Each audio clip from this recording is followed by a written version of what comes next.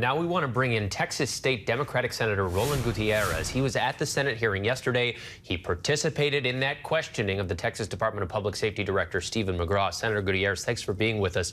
I'm curious because we heard that very blunt testimony from the director who said outright that the only reason these officers did not go into the classroom and stop this shooter is because the chief stopped them.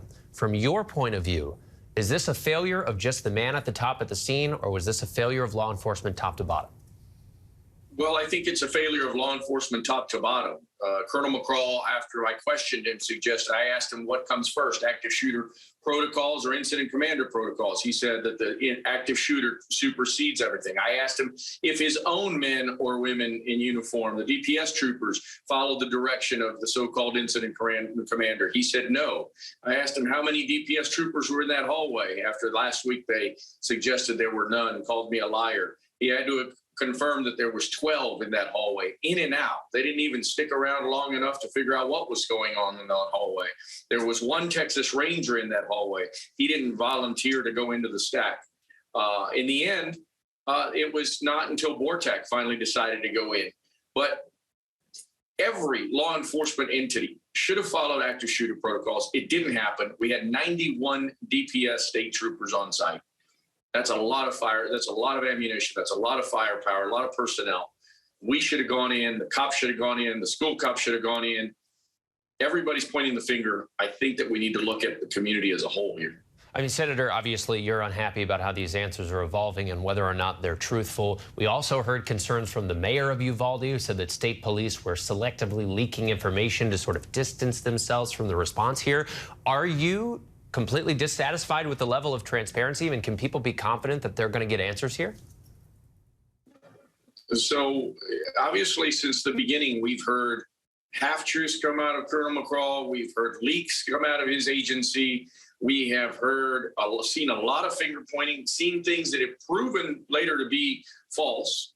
There was no communication of any sort by Arredondo to anyone other than a phone call that he made to dispatch. It is astounding to me that nobody heard the 911 calls in the building because none of the radios worked. Not DPS, the sheriff, the troopers, the police. No one had any kind of communications. And so it's astounding to me what happened on this day. The human error, the system failure. This is the worst response in our history as a country, in recent history. And yet we can't get to the bottom of it so as we can figure out how to not have it happen again. I mean, surely that's an opinion that a lot of people are sharing right now. Senator, I know you know the Uvalde community well. You know these families personally. How are they reacting as they continue to learn these latest details? No, you've heard Mr. Salazar. He's become a friend. They want answers. They want the truth. They want credibility. There was probably one or two children that sadly bled out in the wait. I heard another father talk about what his daughter might be thinking at that time, whether their parents were outside. I mean, those are the situations that are at hand right now. People are awfully upset. People are also forgiving if you tell them the truth. If you hide and obfuscate and tell people half-truths, you have real problems. Everybody was responsible here. They should all own up to it and move on. Are you confident that they are going to own up to it?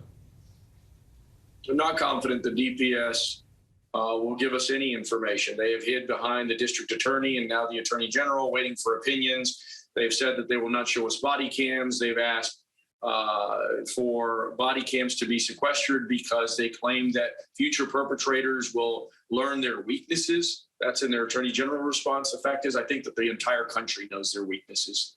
And now after hearing that there was 91 DPS troopers, I think the entire state of Texas should know that Operation Lone Star, which is the governor's seminal piece of legislation, is a complete failure along the border.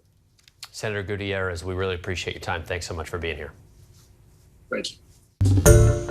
Hi, everyone. George Stephanopoulos here. Thanks for checking out the ABC News YouTube channel. If you'd like to get more videos, show highlights, and watch live event coverage, click on the right over here to subscribe to our channel. And don't forget to download the ABC News app for breaking news alerts. Thanks for watching.